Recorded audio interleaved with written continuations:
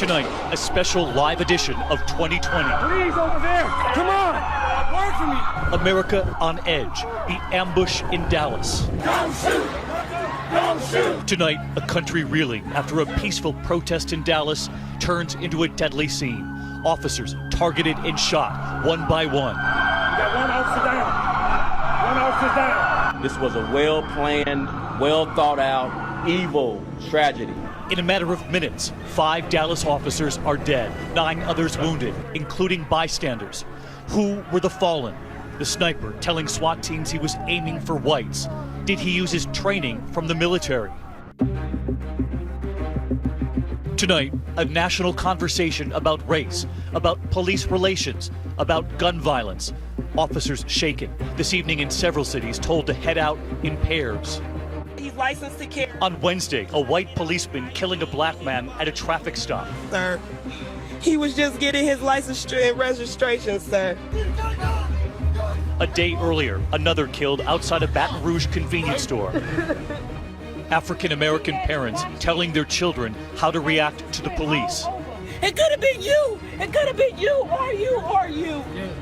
Cell phones and body cams now revealing a grainy, blurry narrative of fear on both sides.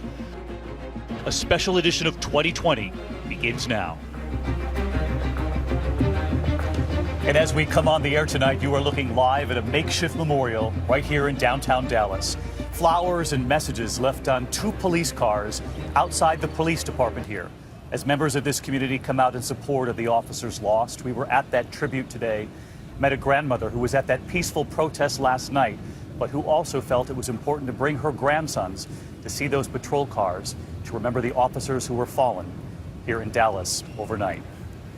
Good evening, everyone. I'm David Muir here in Dallas tonight. And I'm Elizabeth Vargas in New York, and we're here tonight live because of the events of the entire week.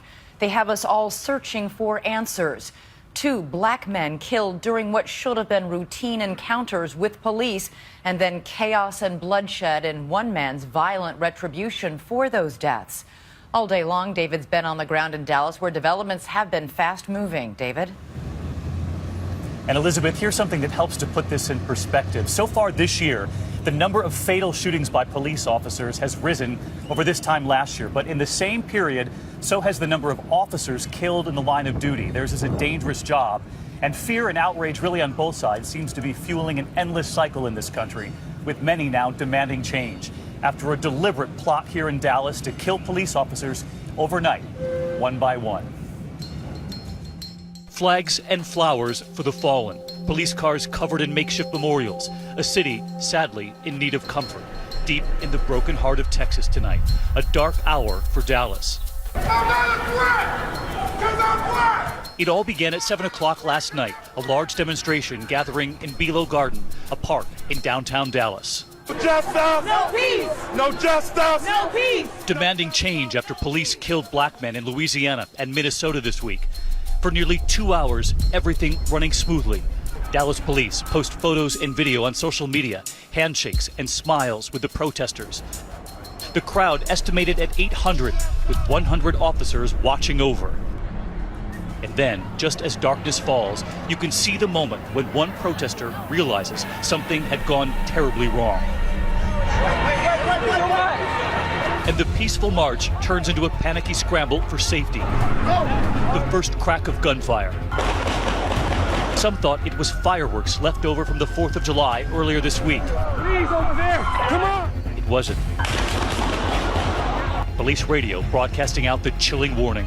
Shots fired, officer down. We got a guy with a long rifle. We don't know where the hell he's at. SWAT officers on floor 2. They're taking fire with the suspect shooting at police. The killing is not random. In the bullseye, the police. The shots fired from a parking garage at El Centro College. A gunman firing so rapidly, police at first mistakenly believe there are multiple shooters. 2 snipers, at least 2 snipers, from elevated positions as the protest rally march ended, began firing upon our officers, ambush style. 9:35 p.m., the first police officer reported killed. 5 minutes later, 2 officers are down. This graphic and shocking video shows a man with a gun engaging an officer in a one-on-one gun battle. Another witness with a camera across the street captures this angle. The killer gunning down a policeman in cold blood. You can hear the anger, the outrage, the trauma in his voice. That bastard come out there shooting. He had an M16 or something what he had. He was the one doing the shooting. Get his ass. Taking his life into his hands, the man with the camera pursues the gunman, pointing him out to the other officers. He went over there by the school. By the school. He's over there at the school. The toll now, 3 officers dead, but the carnage is not over. At 11:13 p.m., police report a 4th officer has died. Shortly before midnight, police corner a suspect in the college parking garage. They negotiate. You see him? Right there. Let me zoom in. Yeah. They got him. He said he was upset about the recent police shootings. The suspect said he was upset at white people. The suspect stated he wanted to kill white people, especially white officers. Negotiations break down. More gunfire. There's a sniper. He shot 4 cops. You hear it. He's shooting right now. After so much bloodshed, police decide to end the standoff with an unusual tactic. We saw no other option but to use our bomb robot. A robot closing in on the suspect and detonating a bomb, killing him. Other options would have exposed our officers to grave danger. At 3:35 a.m., officials confirm the standoff is over. Just after 4 in the morning, President Obama, traveling overseas, speaks from Warsaw. As I told Mayor Rawlings, I believe that I speak for every single American when I say that we are horrified over these events and that we stand united with the people and the police department in Dallas. By sunrise this morning, officials raised the tragic toll. 12 officers shot, 5 dead. 2 civilians were also wounded. This unforgettable image, police officers at Baylor Medical Center saluting the victims in blue. Finally, just before 8 this morning, and many Americans are getting ready to go to work, the exhausted mayor and police chief of this stricken city sharing heartbreaking details of what happened on a night in July here in Dallas. We are heartbroken. It's a motorcade that in a moment will be getting ready to carry one of There are no words to describe They will head from the atrocity that occurred to our city. That burst a powerful image. Joining us here tonight is Byron Pitts, and it wasn't lost on either one of us here that overnight these were peaceful protests. Police officers weren't in riot gear as we've seen in other cities across this country. They were here in normal clothing, and they've actually made great strides, progress, this police department here. David, last night you saw protesters and police officers taking pictures together. But tonight, the grief here is palpable. Lives changed and lives taken. Last night, 5 police officers in the city went to work, but never made it home. No justice! Before everything went so wrong, Shatamika Taylor was thrilled to have her 4 sons along at the protest march. She had brought them to create a memory. She had no idea how unforgettable this night would end up once the shooting started. They all began to run, scattered. And she said as she started to run, she caught a bullet in the back of her right leg.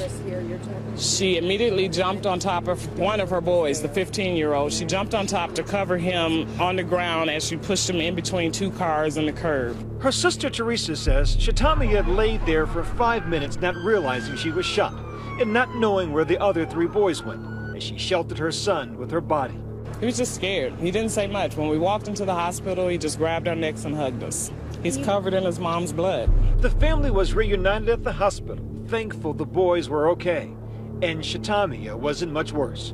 That's our youngest sister, and the only thing we can do is feel relief when we walk in and see it was just her leg. In fact, though she would require surgery, Shatamika was far more concerned with the fate of the police officers. We're watching the news in the hospital room, and all she can do is say, Lord, be with those families of those police officers. And that's what she kept repeating. That haunting video image of a deranged killer will not soon be forgotten. A total of 5 officers murdered, a motorcade taking bodies from the hospital to funeral homes. They were Senior Corporal Lauren Ayers, had been on the Dallas Police Force for 14 years, 55-year-old Sergeant Michael Smith, a father of 2 young girls, and a one-time Army Ranger. 32-year-old Officer Patrick Zimmerippa, a husband and father of an infant daughter. He had survived 3 tours in Iraq. 40-year-old Officer Michael Kroll, a native of Michigan. He had been on the Dallas force since 2007. And 43-year-old Transit Officer Brent Thompson, who had just gotten married 2 weeks ago. And it said on his LinkedIn profile, "I'm constantly looking for different ways to serve the department." This is a family member of someone who has been shot tonight, I'm told. Let's listen 7 in. others were injured, among them 39-year-old Transit Officer Misty McBride, mother of 10-year-old Hunter. Just happy that she was okay, that she can live on to tomorrow, and that I'm just glad that she's alive, really. I said that I love you and that I'm glad you're here. McBride's father, Richard, was equally relieved. Shot in the arm and it broke her shoulder, and she was shot in the abdomen and it went in one side and just out the other side. She's fine, but they said, you know, there's a lot of people a lot worse off than her. All of the survivors are expected to make a full recovery. And Davey, that is encouraging news in a night where there's so little in the city. We need the good news, Yeah. Byron. Thank you. You know, you've talked to the families here. You talked to all of them, the families of the officers, and they'll tell you that they know every day they fear that phone call could come during their loved one's shift. And one of those families that got the call lost a son, a brother, a young father last night, devoted to his baby girl. Tonight, right here, the family of Patrick Zamaripa. He wanted to be a police officer since he was a little boy, and his mother and his sister talked to me just a short time ago. Valerie and Laura, thank you so much for joining us. And of course, our thoughts and prayers are with you tonight after the loss of Patrick, your beloved brother and your son. And Valerie, I know that your son wanted to be a police officer ever since he was a little boy. Tell us about it. Yes, ever since he was a little boy, he talked about becoming a police officer, and that was his dream, and he fulfilled his dream. Laura, do you remember your brother playing around the house, pretending and hoping one day to be that officer? He got his jump start as being a military police in the Navy. You were the one who helped suggest to him that perhaps he should join the military, and he became quite accomplished in special forces for the Navy. Yeah, he didn't have a plan, so I came home and I said, well, let's go to MEPS, get you enlisted. You can be a military police and that'll put you in the right direction. And sure enough, he ended up loving it. And Laura, do you remember when he came home and had decided to become a police officer back here at home in Texas? Yes, I do. He was motivated, he was pumped, he was ready to go. And he got here and he did exactly what he was going to say he was going to do. He had the support of all of us, and we backed him. We were so proud of him.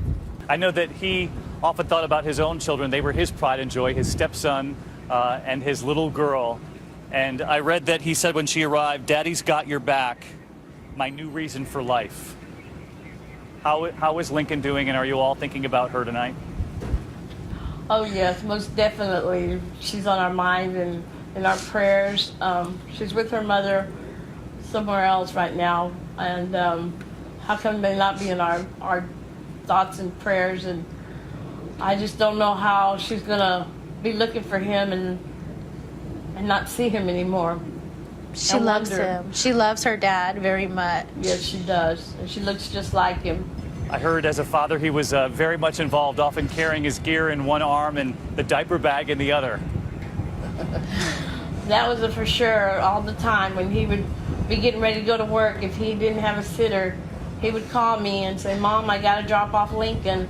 What would you say to the country tonight about all of the police officers who put their lives on the line every day, like your brother did and your son did last night here in Dallas?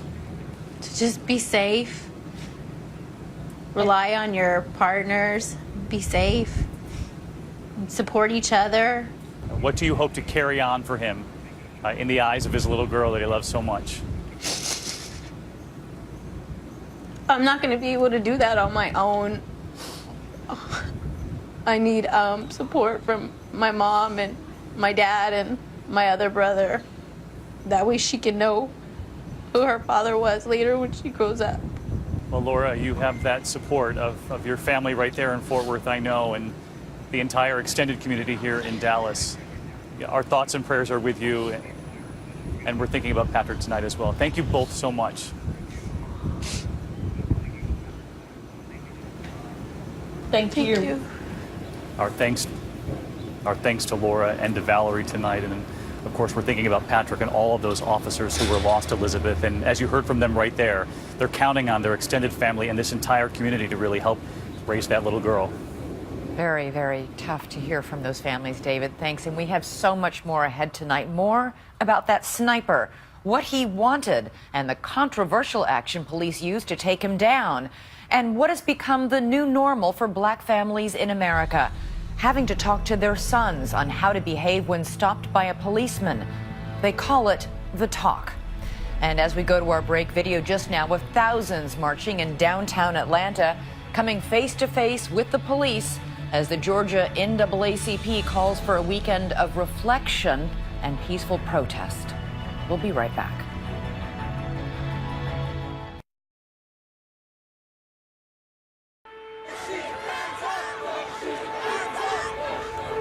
Back now with our live special edition, and in London today, people marching for Black Lives Matter, one of 3 planned marches in the British capital. And we're back with tonight's special live edition. In a politically charged time just before 2 conventions in this presidential election, with outrage and fear across the country, we have some answers tonight on who the sniper was. But as you'll see, there are questions that may never be answered. Pierre Thomas is here now with more. Good evening, Pierre. Elizabeth, police say it was law enforcement's worst nightmare, a cold-blooded killer motivated by race, targeting women and men because they wore the badge. Authorities say Micah Xavier Johnson went hunting for police, specifically white officers. He said he was upset about the recent police shootings. The suspect said he was upset at white people. The suspect stated he wanted to kill white people, especially white officers. According to police, that racial hatred ran deep. His Facebook page reveals some of that rage against police. He liked the page which said, "Kill everything blue that moves." Law enforcement sources tell ABC News Johnson was armed for his shooting spree with an assault rifle and 2 handguns. Today, police searching Johnson's home in Mesquite, Texas, finding bomb-making materials, ballistic vests, rifles, and a personal journal of armed combat tactics. Johnson served in the Army Reserve from 2009 to 2015, doing a tour in Afghanistan. Neighbors in this quiet suburb of Dallas, where Johnson once attended high school, were stunned that the killer was living among them. This guy lived around the corner from me and was willing to take people's lives that he didn't even know. You know, it's scary. Another neighbor told us he recently saw Johnson doing what looked like tactical Army training in his backyard, crawling on the ground with a gun. But Micah's sister took to Facebook today to say that that was not the man she knew, writing, "I keep saying it's not true. My eyes hurt from crying." At least 2 snipers from elevated positions as the protest rally march ended began firing upon our officers, ambush style. Initially, police thought they had a suspect. A tweet from the Public Information's Office reads, "All right, Dallas, we think this is one of our suspects. Help us find him." And by 12:30 Central Time, there was news that 3 suspects were in custody. At the same time, police were negotiating with a 4th suspect who turned out to be Johnson. The suspect has told our negotiators that the end is coming and he's going to hurt and kill more of us. But early this morning, the one man they initially thought was a suspect had been cleared. The tweet read, "This man cooperated, was interviewed, released. He is not a suspect, person of interest." We received a phone call that my face was on there as a suspect, and immediately I flagged down a police officer. Tonight, police increasingly believe the Dallas shooting spree is the work of a lone gunman. At this time, there appears to have been one gunman with no known links to or inspiration from any international terrorist organization. Those 3 alleged suspects arrested last night have been released, but authorities continue to look into Johnson's background to make sure he operated alone. Police praying Johnson was a lone wolf, but taking no chances. Tonight, they're going through his computers and phones to make sure there's no one else. Back to David in Dallas. All right, Pierre Thomas live in our Washington Bureau tonight for this special 2020. Pierre, thank you. And we heard the mayor of Dallas today calling this a well-thought-out planned evil.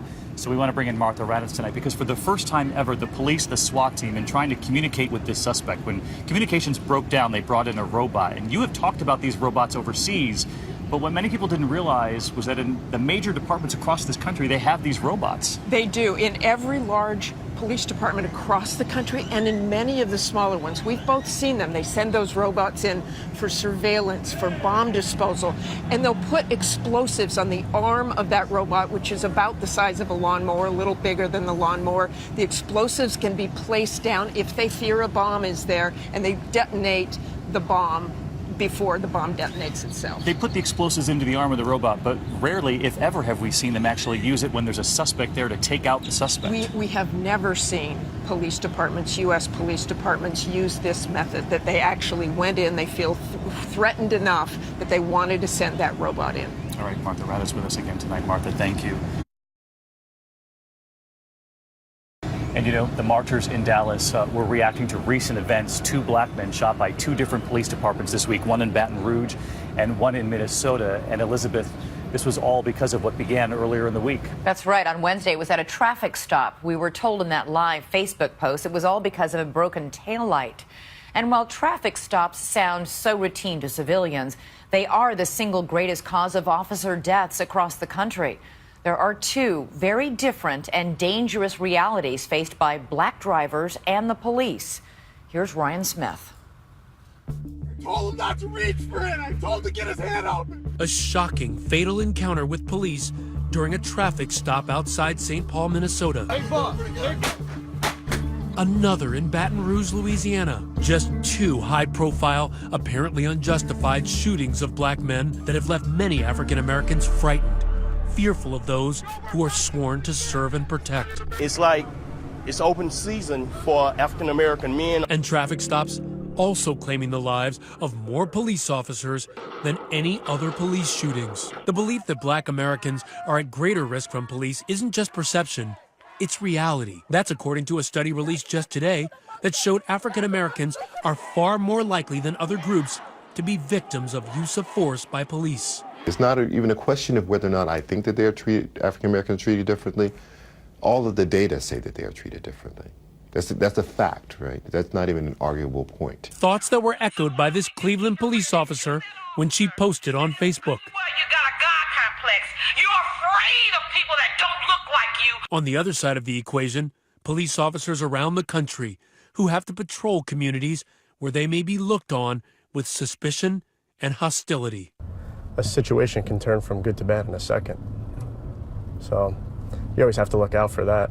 Officer Richard Palladino of Paramus, New Jersey knows this all too well, but focuses on his job. Some people trust the police, some people don't trust the police. It's all, I guess, based on your perceptions of them. Does that affect in any way the way that you do your job? No. You have to do your job the same every day. Do you fear for your safety when you get in a police car? No, I don't fear for my safety. It's not something I'm constantly thinking about. You do realize that it is a dangerous job, absolutely. Do you bring in any assumptions or any past beliefs about people when you do your job to try to assess the situation? No. I don't know that person most of the time. I don't know that person, so I can't judge them for something in the past if I don't know about their past. The tragic litany of questionable shootings and the community outrage that follows has led some police departments across the country to take a hard look at their policing tactics. The idea that you could have a training program that could reorient officers' sensibilities back to the nobility of the job and away from fear and self-preservation at all costs, that's enormous. Ironically, in Dallas, the police department has led the way in retraining its officers, using this reality-based training to attempt to de-escalate situations instead of coming in with a heavy hand. I want to brag just for a second for if anybody hasn't heard us say this. This police department trained in de-escalation far before cities across America did it. We are one of the premier community policing cities in the country. And this year, we have the fewest police officer-related shootings than any large city in America. But all of that retraining will do little to ease suspicion of the police among many African Americans until they say fundamental issues are addressed. Why people of color seem to be dying at the hands of police officers at alarming rates. How to ease the fear of the police in communities of color. I do get a sense of fear and a sense of alertness that they're around me. And that's something you're not supposed to be feeling when a police officer comes into your area or enters your space. In the wake of the attack, officers in New Jersey have been urged to limit wearing police insignias and apparel while off duty. And while the country mourns the loss of the officers in Dallas, many hoping that deadly ambush doesn't overshadow discussions of how to resolve issues of mistrust between people of color and the officers that serve their communities. And those are such huge issues. And you've got to wonder about these officers. And we know that the leading cause of death for police officers happen in traffic stops. How quickly you must go from 0 to 100 on the anxiety scale. The officer you're with said he's not anxious, but clearly something goes like this. And I asked him about that, but what he said is he relies on his training, that he doesn't have that hair trigger sense to him, because for him, it's rely on your training, focus on the job, don't have biases on people. You don't know them. You simply go, you do your job, and that's the best way to keep safe. All right, Ryan Smith, a discussion that will continue across the country, I'm sure. And when our live special edition continues, a message from the woman who was at the center of the swirling events, that cool-headed woman who went live on Facebook seconds after the man she loved was shot by police in Minnesota in that traffic stop.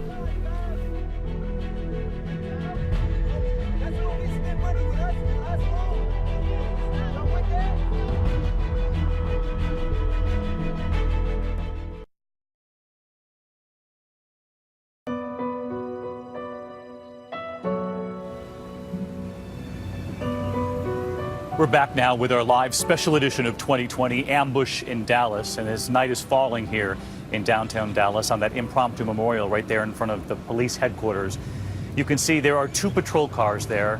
And all day long, people from this community have been showing up with flowers, with letters. Families have written letters about the importance of the police officers protecting their communities, and people embracing there tonight outside those cars, and photographers capturing the images for this community. It all comes after the events of this past week seeming to collide into a perfect storm of fear in many communities, fear about the injustices they've witnessed, and fear for many of the officers out on the beat. One of the most chilling scenes this week has now been seen by millions when a young woman pulled out her phone and live streamed on Facebook for several minutes after a deadly police shooting. Her boyfriend had just been shot in the passenger seat right next to her. Her calm narration, with the officer still standing at that window holding his gun, left many speechless. ABC's Gio Benitez is in Minnesota. David, good evening to you. We are outside the governor's mansion here in Minnesota, and just take a look. So many demonstrators are still here tonight. They've been here since Wednesday night when this story went viral. Wednesday night, 9 p.m., 2 officers from the St. Anthony Police Department in Minnesota spot and pull over a white Oldsmobile. In that car, Diamond Reynolds with her boyfriend Philando Castile and her 4-year-old daughter Deanna. According to Reynolds, Castile told the officer he was carrying a licensed gun. He's licensed to carry. What happens next will further incite a country already in crisis. Officer Geronimo Yanez pulls his gun and begins firing at Castile. And Diamond makes the critical decision to grab her phone and start live streaming on Facebook. He was trying to get out his ID and he was reaching for his wallet, and the officer just shot him in his arm. Reynolds calm and clear. Remember, her 4-year-old daughter Deanna is in the back seat. We're back. I will, sir. No worries. I will. I told him not to reach for it. I told him to get his hand out. You told him to get his ID, sir, and his driver's license. Oh my God, please don't tell me he's dead. Then officers, guns drawn, order Reynolds out of the car and place her on the ground in handcuffs. Police perform CPR on Castile on the street, while Reynolds, now detained in a patrol car, finally breaks down. Her young daughter comforts her. Ah! It's okay, I'm right here with you. Within hours, this video goes viral, stirring outrage and protests across the nation. More than 5 million people viewing it on Facebook. And overnight, Diamond Reynolds becomes a symbol of the fractured relations between African Americans and law enforcement. These police are not here to protect and serve us. They are here to assassinate us. They are here to kill us because we are black. Thursday, Diamond getting a face-to-face apology from Minnesota's Governor Mark Dayton. I can't tell you how sorry I am for the terrible tragedy that's been forced on you and on your family. I don't want you guys to be sorry. I want y'all to be more careful. Even Facebook founder Mark Zuckerberg commenting about the power of sharing these graphic images on social media. While I hope we never have to see another video like Diamond's, it reminds us why coming together to build a more open and connected world is so important. It's become this flashpoint of renewing this conversation about police brutality, about police fatal shootings, and the convergence of race and policing. So, but for the video, no one would be talking about it. Today, Diamond wants the world to know what her boyfriend Philando meant to her and to her daughter. He was very loving. He was a happy man. He went to work every day. They took him away from me. Now who's going to protect us? Philando Castile was 32, a beloved supervisor in a cafeteria at a Montessori school. He matters. His life makes a huge difference in this world, and now he's gone. It's not enough to protest. We have to find a way to change that. We have to make that change. A sentiment resonating far beyond Minnesota tonight. When you see what happened in Dallas, what's going through your mind? It hurts me what's going on in Dallas. Because nobody should have to be taken away from their families. My deepest condolences go out to those families and to those officers in Dallas. Because I'm here in Minnesota and I'm mourning for the lost and the loved one of my family members. So I know that those people in Dallas are hurting. Hurting like the 4-year-old little girl who comforted her mom in the midst of such horror. How's your little girl doing? And we're just gonna try to keep her as energetic and let her embrace her child life. Today she graduated from preschool with the man she loved not there to cheer her on. And back out here live in Minnesota, we should tell you that the county attorney here is still deciding whether he'll use a grand jury to determine if charges should be brought against these officers. Elizabeth. All right, Gio, that video was absolutely searing. It has been almost 2 years since Michael Brown was shot and killed by a police officer in St. Louis. The Black Lives Matter movement has protested again and again. Lawmakers have grieved with families. Body cams have become a byword in policing. But as our nation struggles to overcome racism, many are asking, has anything changed? It is a citizen army of iPhones that has ignited shock and anger at what really happens in the streets between police officers and the people. Eric Garner, suspected of illegally selling cigarettes, fought and died after being placed under chokehold during his arrest. When Eric Garner was choked, brought down, and really killed on video, that struck a chord with not only the African American community, but the American community. Despite that video, officers were never indicted. But the white-hot spotlight of publicity did ignite a movement as protesters across the country railed against police brutality against African Americans. It didn't stop there. 1 month later, 18-year-old Michael Brown was shot and killed by police officer Darren Wilson in a street in Ferguson, Missouri. Soon, protesters and police were squaring off in violent confrontations as the city burned. His shooting was found to be justified. The grand jury decision not to indict Officer Darren Wilson. Hands up! Don't shoot! Hands up! And protests were heard around the world, from city streets to LeBron James on the courts. That's why we walk through Ferguson with our hands up. To John Legend and Common at the Oscars. We see you, we love you, and march on. God bless you. Yet, despite the glare of publicity and the frustration of a black American president, we need to recognize that this is not just an issue for Ferguson. This is an issue for America. America continues to be confronted with African Americans dying at the hands of police. Tamir Rice, Walter Scott, Freddie Gray. Is it an epidemic, or are we just finally seeing what has been happening all along? If you talk to a lot of people, this is simply an exposing of what has always happened. According to the Washington Post, out of thousands of police shootings since 2005, only 54 officers have been charged. I think, though, that things are getting better because if you look in the past 18 months, there have been more charges brought against officers in these shootings than ever before. And so I think now with the sort of ubiquity of camera phones everywhere, we will see a change. We will see officers being held more accountable. And yet, this past week, as the graphic videos of police violence play out for the nation to see, the difficult questions are front and center once again. How far have we come? What more must we do? Questions to be debated in the coming days, and we'll be back in a moment with a look at what very few white families have had to deal with, what families of color call the talk when we return.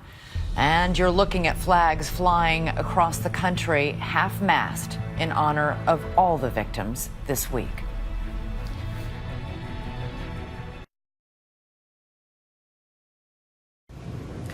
We're back now with our live special edition of 2020 and the national discussion about race causing so many difficult conversations this week, a divide between black and white. And for many, that divide means preparing their own children for what could be different circumstances when their children come in contact with the police. Our ABC colleagues were talking about it today, as perhaps some of you at home. Sunny Hostin sat down with her friend, author Lawrence Otis Graham, for an unfiltered talk about having the talk, about appearance and perception.